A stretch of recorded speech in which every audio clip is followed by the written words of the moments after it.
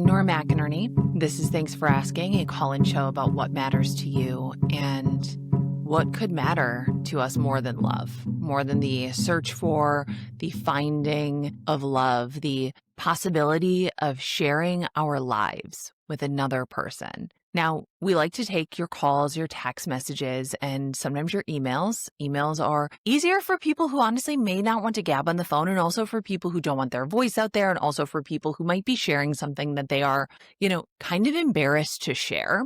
I wouldn't call this an advice podcast. Some people do reach out to me for advice, and I have kind of a niche when it comes to that advice. And I think when I read today's email, you'll see pretty immediately why they emailed me, of all people. So I'm going to get into it. This is a person who is asking for advice, and I think that it's quite a long email. I think that instead of just reading the email and then replying, I think I'm going to reply as we read the email so you can see how I felt when I was first reading it. Now, this arrived when we were on our summer break, so I didn't see it until I got back, and by the time I got to it, it had been, 4 or 5 weeks. I thought, oh God, what is happening with this situation? So we're going to go through it pretty much chronologically. You are going to feel the feelings that I felt alongside me, and that's how we're doing it. So let's go. The subject was dating a fearful, avoidant widower. Hi, Nora. While I've never lost a spouse, I followed your content pretty much since AREN's obituary went viral. You've taught me so much about grief in all of its messy forms, and in the last few years, I have been grieving the loss of my marriage. We were together over 20 years. We have 2 kids who are tweens. We are all healing. The divorce process has been amicable, and I feel hopeful for the first time in a long time, which brings me to dating, specifically dating a widower. After a few fun hours of swiping and a little chatting, I met Mikey. We're changing names here, okay? We live in the same town, and his photos, which were solo and also with nieces and nephews, drew me in, and his opening line won me over. The rest of his profile was so on brand for what I'm looking for that one of my friends asked, "Are you sure you didn't write this profile?" Now, I got this email because I am the widow. And I'm married to a divorcee, okay? A lot of people would think, it's like those old divorcee, widow. That is a match. It is a match sometimes made in, heaven-ish, heaven adjacent, and it is sometimes a match made in straight hell, I'll be honest, okay? So Mikey and I started chatting more. He asked me out to dinner the following weekend. We exchanged phone numbers, texted nonstop for a few days, had a perfect first date. We dove in fast, but it just felt really right to us both. On night 1, he told me he hadn't felt so comfortable with someone in years, the implication being since he met his wife. And by day 2, he told me he wasn't interested in seeing anyone else. He made jokes about being my kid's new dad. We talked about if he wanted his own kids because I'm not having any more babies, and I wanted to make sure we weren't wasting anyone's time. He said, hey, I'm okay not having my own kids if the right person for me doesn't want more kids. Things are lining up, right? Things are lining up for this caller, this emailer, right? You're divorced, you haven't dated in over 20 years, you meet a guy with a dead wife. What could be better? Honestly, you'll never have to compete with her. You're not gonna see her ever. You don't have to look her up, see oh God, are her boobs bigger? Is she skinnier? Is she funnier than me? You'll never have to wonder. Okay. You'll never have to wonder. I get it. On paper, this is a good match. Day 1, saying you have a strong connection. That's what everyone wants to hear. Day 2, saying I don't want to see anyone else. That's what everybody wants to hear. Okay. We want it to be easy. All right. And I hate to say both my marriages, they were this easy. They were this easy. I was like, do you like me? I like you. Let's do this. Okay. He knew it was my first foray into dating in over 20 years. And while I was not his first, which is a good thing, by the way, he had only started dating in late 2024, which is a few years after his wife had died.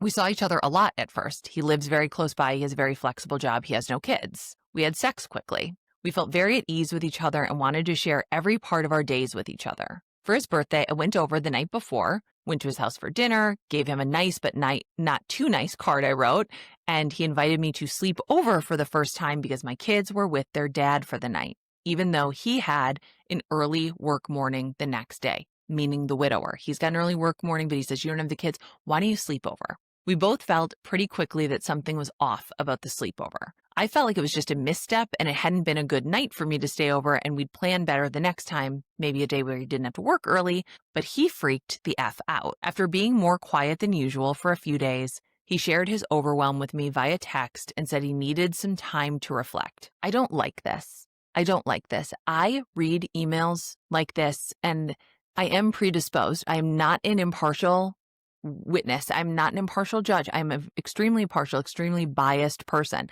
And I will default to taking a widow's side. You're a widow, you email me, you say someone was mean to you, I'm on your side. I believe you. I will never take a man's side over a woman's. Very rare. I don't think I've ever done it. Okay? He's a widow, and I don't know why we need different words for widow and widower, but he's not getting a pass from me because this is such bad behavior, weird behavior. Yeah, we only have one side of this story. I really only need one side. I only ever want one side because I want to make a decisive statement, which is I don't like this. I don't like this. I don't like somebody saying like, I like you so much. I've never had a connection like this. Wow, not since my dead wife have I ever felt this way. I don't want to see anybody else. You finally sleep over, then things are off and he needs space and he has to text that to you. I'm sorry. Like, we got to grow up. Like, you have to be able to have a direct conversation about your feelings. Like, in the moment, if you feel like something is off, then say, I feel off. I feel off. I don't know what it is. Okay. He shared his overwhelm with me via text and said he needed some time to reflect after being more quiet than usual for a few days. So like, he's being cold to you. He's being cold to you. Let's just say what it is. He's being cold to you. And then he tells you he needs space. Like, okay. An agonizing week later, he broke things off because the sleepover had been too much emotional intimacy for him and he was afraid he could never get there with anyone again after his wife. Benefit of the doubt. I'll try. It's the same house that they lived in, bought together, she died in. You know, that feels like something, you know, sure. I would have said that right away. I doubt though, if you're not the first person he's ever been with after his wife, that you're the first person to sleep over. But even then, like, being aware of yourself and your feelings, being able to express those, that isn't important. We need that in a man. And I know you haven't dated in over 20 years, but like, we have raised the bar for them. And it can't just be like, oh God, I'm just like such a complicated guy. No one could ever understand what this feels like. You know, like, we have an imagination. We really do. And people love to sort of pit divorce and death against each other. Like, well, one's like way harder than the other. I'll keep my opinions on that to myself. I actually won't, because this is my show. Every time watch someone go through a divorce, I think, oh, I couldn't do that.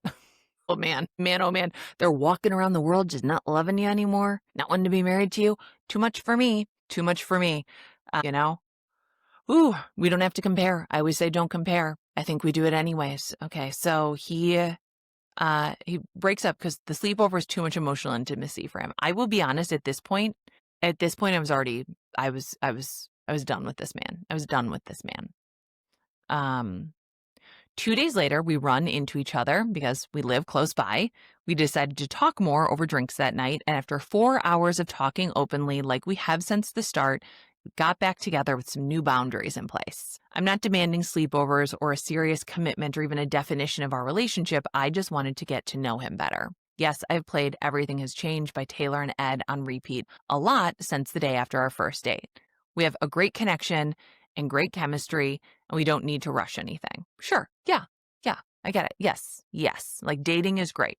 Although I will say he's the person who rushed things. He's the person who told you he's never had a connection like this. He's the person who told you he doesn't want to see anybody else. This is the person who told you he wanted essentially an exclusive relationship, but also said he doesn't want a relationship without saying that. He said, like, oh, sleeping over is like too much intimacy, but like, we can sleep together, but you just can't like sleep in my home. Okay. He doesn't love texting, so we can text less. We can expect to see each other once or twice a week as we step back and try to actually date. Cool. Are these boundaries? I asked the class. I don't know that these are boundaries so much as like what he wants. Like, where's what you want in this situation? You know, like, he doesn't like texting, so you're not going to text. Okay.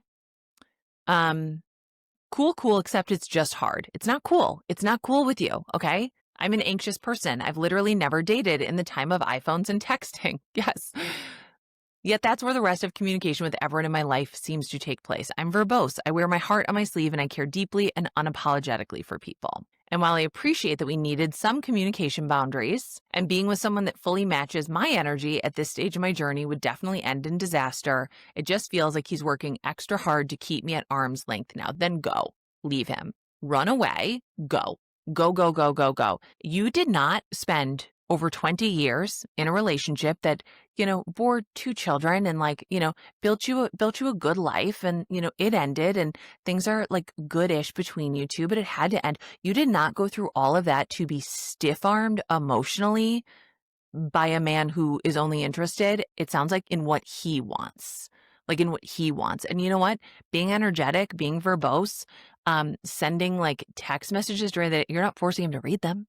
Like, I assume that he's not being forced to read these text messages. Like, he could mute the thread and like come to it when he has time to, like, I don't like that this woman is acting as though she is a bother and like a problem because she, like, I don't like this. I don't like this. I just don't like the way that you're talking about yourself. I'll be honest. Okay. Like, why would being with someone like you be a disaster? I don't think it would be a disaster. I think it would be being with someone like you would be like being with somebody who appreciates someone, is excited to see somebody, like you are actually the person with more constraints on your time than him. You have 2 kids. You have a job. You have a career. You have a whole self and past to take care of. Like, he is not the only person with a past and with a present. Okay. Working extra hard to keep me at arm's length. When you feel like a person is trying to keep you at arm's length, walk away. I still sometimes say too much or let my anxiety reach a point where he feels pressured to spend time with me that he doesn't have to give right now. I don't like that. I don't like that at all. Like, a person who really, really likes you and wants to be around you, you're not going to feel like you are too much for, And I don't know what you're texting. Maybe you are texting him just like absolutely annoying batshit stuff. I doubt it. You're an adult woman. Like, you have friends. You have, I don't know. Like I said, I'm not an unbiased source, and he's on your side. I'm sorry. Okay. Whew. But I'm doing my best, and I'm reminding him that he also doesn't have to be perfect for me to still care about him. What does he say to you that's nice? What does he say to you that's nice? That he can only give you so much, that he doesn't have the time, that he's like, it's too much emotional intimacy. I have yet to hear a nice thing that he's said to you. If I'm wrong, I hope I read something, okay?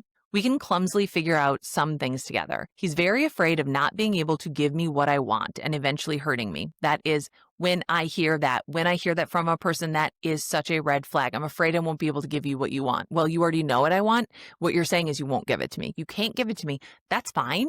But like, I'm afraid I won't be able to give you what you want and I'll eventually hurt you is just saying to me, like, this is really not gonna, that is a that's soft breakup language. That is saying, like, I know what you want. I know I won't give it to you. So why don't you break up with me? Why don't you break up with me? Like, I like you so much, but I know like you want like, a boyfriend, and I just want to kind of like, sleep with you, but also not have to like respond to your texts. I want to feel close to you, but I don't want you to need anything from me. That's what this is sounding like to me. You caught me on a day where I'm full of hater energy. Okay. I'm not giving a lot of nuance. I'm not giving a lot of benefit of the doubt here, but I don't like this. I don't like this. Okay. I feel like that's the risk in any relationship. He's worth the risk for me, and I know he has strong feelings for me. That is the risk in any relationship. The risk in any relationship is that you will get hurt, right? Like, the person will leave, you will leave them, or they will die, right? Something bad will happen. Who knows? That is the inherent risk in entering into any kind of relationship with any person. You feel like he's worth the risk. I don't. Oof, okay. And I know he has strong feelings for me. How do you know that? Honey, baby, how do you know that? How do you know that? Because I'm not feeling strong feelings. I'm feeling like his fears are rooted in abandonment as a result of his trauma, and not being able to show up as a good partner after losing his wife completely changed him. Did this man tell you that he learned that in therapy? Is this man weaponizing therapy language to make an excuse for being just like kind of just a kind of a not good dude, not a great dater, like not interested in you? Like, his fears are rooted in abandonment as a result of his, like, yeah, the things that we go through affect us for sure. I have been a very, very different wife to Matthew than I was to AREN, 100% of the time. Sometimes in our relationship or in any relationship, you will find yourself having, a conversation, an argument, a conflict that it really isn't between the two of you, but is between the two of you and everything that you have ever gone through cumulatively over the course of your years. This is dating once you've dated one other person, right? This is dating as like a person in your 30s, 40s, a person who is like, a used model, like got more miles on them, has some like dings, has some quirks, okay? Got to jiggle the key a little bit differently. I get that. I'm on board for that. What I am not on board for is just basically saying like, well, this is how I am. And like, oh, this thing changed me. And I couldn't possibly like adjust my behavior. When you want to be with somebody, like you will do your best to meet their needs, make them feel seen and known, and let yourself be seen and known by them. It won't feel like this weird game of hide and go seek. That's what this feels like to me. Like, oh, does he like me? Oh, is he going to text me? I really shouldn't text him. I shouldn't text him this much. Like, oh, he's got a job. Okay, he's got a job. Okay, I don't care like how important this man's job is. Like everyone has a job. Okay, this is where I lose it if you don't think I've lost it yet. Okay, he's currently away for 3 weeks, and I haven't heard a word from him in 10 days since the night before he left for the trip.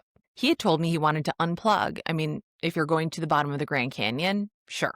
He's stressed about other things in life too, that he needs time to reflect on, but I wasn't expecting complete radio silence, and I feel like I've pushed him away. He left. You did not push him away. He left. He basically told you, I'm not going to talk to you while I'm gone, but he did not have the bravery to just say, we're not going to be talking while I'm gone. Like, if you weren't expecting radio silence, he definitely was expecting radio silence. He was expecting to not contact you at all. And it does not sound like he cares how that would make you feel, because, this man does not care. This man does not care. He said on the first date, I've never felt a connection like this. Second day, not even date, second day of talking, I don't want to see anybody else. And now he is going to not speak to you for weeks, and you think you pushed him away? Okay. I know grief is not linear, but the trauma of losing his wife years ago, and, if I may be so bold, finding a strong connection in me very quickly after meeting, has made him run the opposite way. I am crazy about him, and I don't know the right thing to do right now. I'm giving him space, resisting texting him while he's away, but it's kind of killing me. This is not for you. This is not for you. It's not for you. You did not do anything wrong. This is not the guy. This is not the guy. He was never going to be the guy. He tricked you into thinking that he was the guy. Maybe even honestly, he tricked himself. Maybe on those first, like that first day or two, he thought like, yeah. And then thought, no, it's not, but I don't know how to have like that adult conversation. And you know what? I've been him. I have made people feel probably the same way. There are probably people out there telling very similar stories about having dated me briefly, right? Like, wow, she just said like it was so incredible and we had such a connection. And then like, she just said she doesn't want to talk. She couldn't really talk during the day, or, maybe we could expect to see each other like sometimes, but not at all. Like it's not good behavior. It's not good behavior. I'm saying I've done it, and it's not good behavior, okay? He's done a ton of work to take care of himself the last few years. He goes to therapy. Of course he does. Pejorative. He exercises, he journals, etc., and that led him to a place of feeling ready for dating, but the moment it got real, he started shutting it down. You have to stop trying to get in this guy's head. I'm telling you right now, you're not in it. You're not thinking his thoughts correctly. There's no way to do it, but you'll never understand. You'll never understand this. Okay. I feel like he can't magically be ready for a relationship by living in a vacuum, but he seems terrified to actually experience what this relationship could be. He also seems scared to sacrifice any of the independence he's formed over the years since his wife died, even though he's also looking to find love again. And I feel like that independence and introverted behavior is actually rooted in a lot of loneliness. We have to stop trying to analyze men and get in their heads. I'm sorry. We can try to understand them. We can try to have conversations with them, right? You can try to have a conversation with him and to understand him that way, but we got to stop therapizing men based on their weird antisocial behavior, and then basically just kind of giving them an out. Like you're saying like, oh my God, well, he just couldn't help it because like his wife died. Now he had to like pick himself. Like, I know a lot of widows. I know a lot of widows who have found love again. I know a lot of widows who have not found love again. I know a lot of widows who have found love and it like didn't work out, and that's okay. But the rules of a relationship don't change just because your wife died or your husband died. The rules of a relationship don't really change because you got a divorce or somebody left you or betrayed you. Like the rules of a relationship are you show up and you let somebody in and you learn what they need and you express what you need and you work on things together. And sometimes things do move really, really quickly and you get like ahead of, I think people say ahead of your skis. I've never been skiing, so I probably shouldn't say that. Sometimes it feels like you started running downhill. No one can run downhill without looking like a dork unless you're like an Olympic runner. And even then you kind of look like a dork. You start running into a relationship and you're like, whoa, whoa, whoa, whoa, we're going too fast and I'm falling, right? Head over heels is very an awkward way to fall. And sometimes you are not actually falling into a relationship, you're falling into just a abyss, a trap. And that is what this is. So having loneliness, having like trauma, like, going to therapy, like, I don't know about all this like attachment style stuff. I just know that we as women are very eager to apply these things to men who are really not giving the same level of analysis and consideration to us. That's the actual problem. That's the problem, is we're giving all of this mental energy, all of this grace, all of this empathy to a man who truly, you could have died in those 10 days since he reached out to you. He wouldn't know. He wouldn't know. Why wouldn't he know? Because he didn't really care. Like as women, we're willing to say like this, why he's treating me like this? It's rooted in introvertedness and loneliness, and avoidant attachment style. It's like, you know what? Sometimes people are just jerks. Should I just set him free and save myself this anxiety, no matter how strong our connection feels? Yes. Earlier, a garbage truck went by and I thought, it's a sign. Dump him like the garbage truck that was just, picking up garbage on my street. Should I keep giving him space, but in turn leave myself open to this confusion and feeling of being avoided in the name of him still working his way through the muck of his grief? No, you aren't a rehab facility for broken men. That is not your purpose on this earth. No, you should not keep giving him space, but leave yourself open. No, because he's not even open to you. He is not.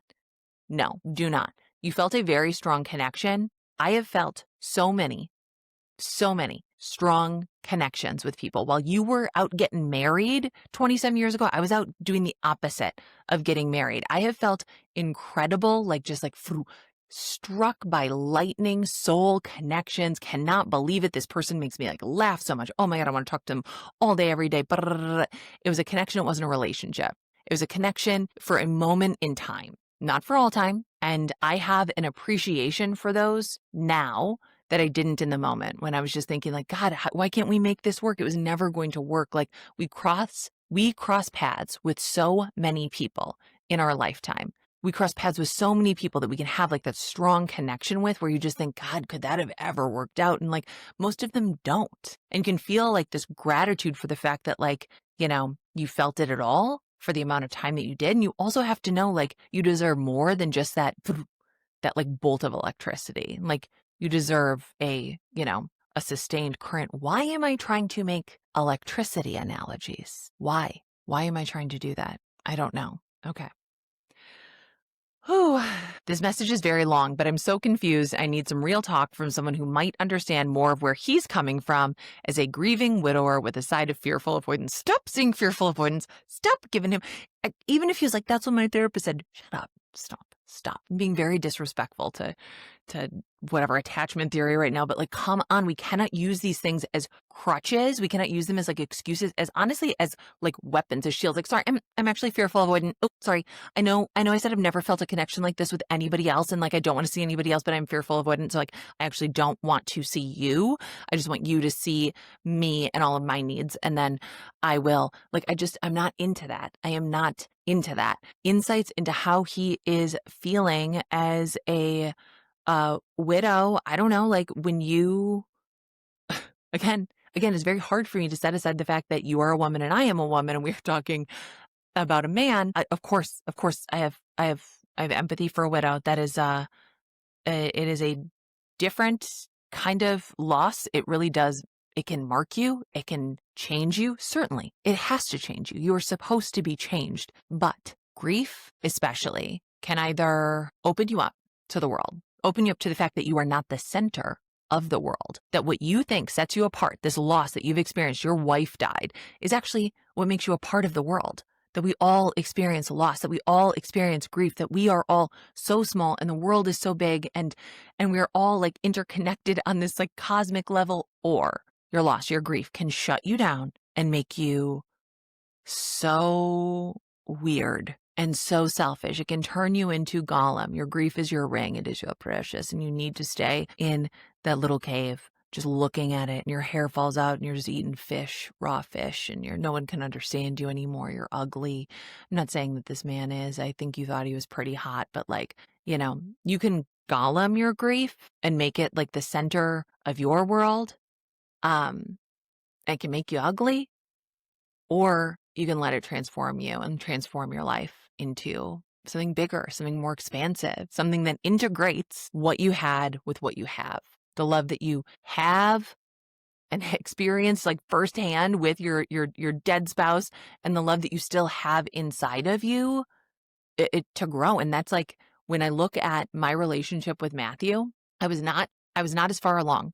I was not as far out as this man that you were attempting to date. I was not. I was barely a year out, not ready at all, not interested in any kind of relationship whatsoever. I like wanted to sleep with someone, and that was kind of it. But being in Matthew's presence, like being with somebody who could be so present with what I was going through, being with somebody who had gone through something so different from what I was going through, and really wanting to know like more about him, like it helped me. It did help me. It helped me, of course. It helped that wound not feel so bloody. I'm gonna cry. And I had been so afraid that like loving anyone else would mean losing the love that I had with AREN. It's been 10 years. I still cry like this. I'm not trying to diminish what this man has been through.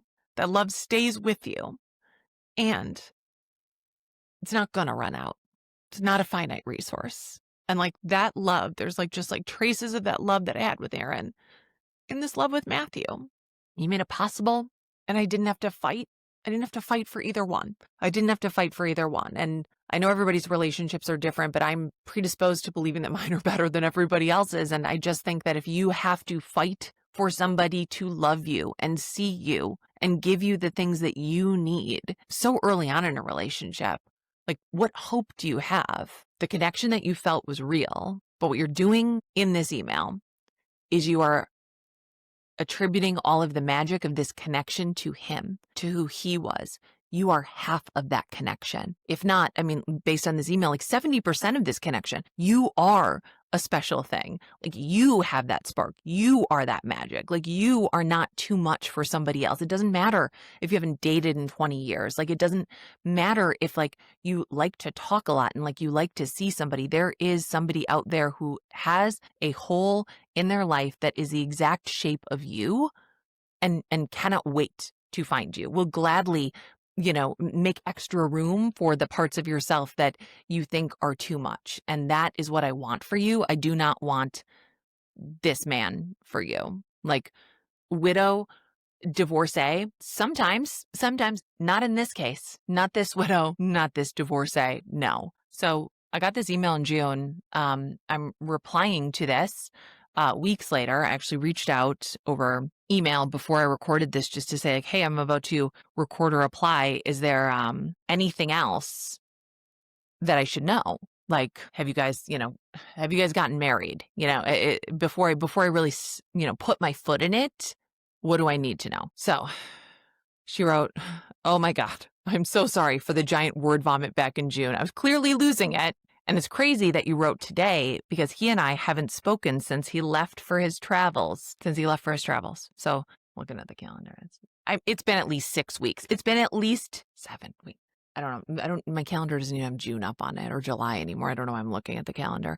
So I haven't spoken in over a month at this point, going on 2. I've cried a ton since then and forced myself back on Bumble to get over him, but I just decided to reach out to him today, mere hours ago. This hours before my email arrives. Okay. Because I was starting to kind of feel worried about his mental state. The anniversary of losing his wife was a few weeks ago. Her birthday is coming up, etc. Lots of hard times to face. Okay. Before I read the text that she sent him, I told my daughter this. I told my daughter's friends this because I wish that I could go back in time and tell every version of myself this. When you treat somebody the way that you want to be treated in a relationship and they won't do that for you, you stop. You have to stop. You have to stop. You have to stop. You are reaching out to this man because it's a thoughtful thing and you would want him to do it. He would never do this. He would never do this. What have you gone through in the past 6 weeks? He wouldn't know. He wouldn't know. He's not clocking important dates and anniversaries for you at all. Whenever I see mostly a girl, a woman doing this for a man who has not shown her the same level of consideration, I'm okay. So the text. I shouldn't care because ghosting me was really crappy and I didn't deserve that, but I guess my old empathetic habits die hard.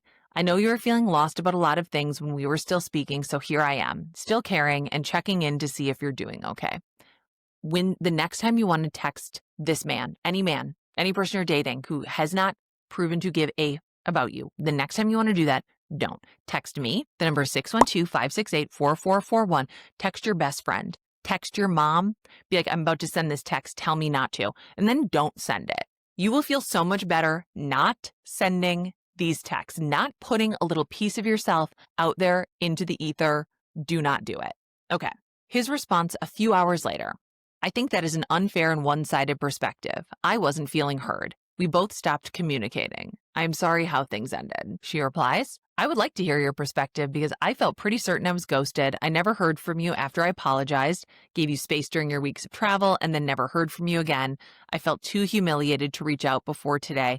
I guess we both misread the situation. So I'm back to being confused all over again, that he thought we both stopped communicating. He didn't think that. He didn't think that. He is making an excuse. He knows. He knows that he was never going to reach out to you when he left for that trip, that he never did. He was kind of relieved that you didn't reach out to him because then he can be like, see, we both stopped communicating. You didn't text me. I didn't text you. But he knew that based on all the conversations you had, that you knew that you couldn't text him because that's not what he wants. He does not want to be texted. He wants to reach out to you when he wants to be texted. Someone is going to listen to this podcast and say, this woman is me, Nora, is so deranged. She's being so mean to this man. Yeah, I am. Okay. I got my period yesterday. What do you want from me? Okay. We may talk more soon. Don't talk to this man. Don't talk to him. Block his number. You see him in public, be like, hi, loser. Like, bye. Don't talk to this man. You will never get what you want from him, ever, ever. You had a nice, strong connection. Take that warm, fuzzy memory. Take those like hot memories, like pack them up. No. Do not speak to this man. Do not speak to this man. Okay. I feel like he's still telling him the story he wants to believe. Let him believe it. Let him believe it. Let him believe whatever story he wants to tell. You will never successfully convince the wrong guy that you are the right girl. Ask me how I know. Ask me how I know. Again, you were married when I was practicing a different version of being in my 20s. There are people who I had such a strong connection with that I was like, I'm gonna win you over. I will win you over by proximity. I will win you over by just being available when you text. I can't remember their names. I don't know. Vague. I don't know. At one point in time, I had also slept over at their house. I had also felt like I had a very strong connection. Don't know who they are. Would not recognize them out in public. Okay. Things change. He's still telling him the story he wants to believe because running away feels easier than feeling emotions for someone who isn't his wife. He will someday. Someday he will have a relationship, or he won't, who knows, but like it is absolutely not your job and not in your best interest emotionally and spiritually to try to like be like, and that's why it didn't work out with me because you were actually too afraid. No. Write it in your journal. Tell your friends. Tell me, a complete stranger on a podcast. Do not say that. Don't say it. Don't say it. Don't say it. Don't say it. Okay. I'm sure you don't have time to read my complete long-ass rambling emotional message on the podcast. Joke's on you, baby. Yes, I do. Yes, I do. Yes, I do. And I wrote, I'm making this very vague in my responses. I glossed over a lot of details, right? There's not a lot of details here. She replied, I don't know why he has such a hold on me, but it has been rough. He has a hold on you because you are coming out of a long marriage. That's why. And you got to feel a connection. You got to date, and it was, and you were so relieved that it was that easy. And you thought, great, I'm done. You're not done. And that's okay. That's okay. I promise you that is okay. Like, you have to remember, every single person who hears this, okay?